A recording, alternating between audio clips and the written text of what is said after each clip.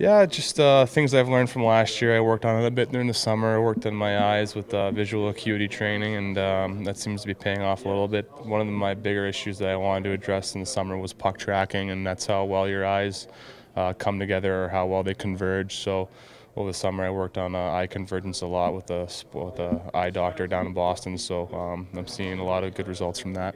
You mentioned the idea of things that you learned last year. What do you think was the most valuable thing you learned from that experience coming into the season? Staying in the moment. It's just keeping your focus as narrow as possible.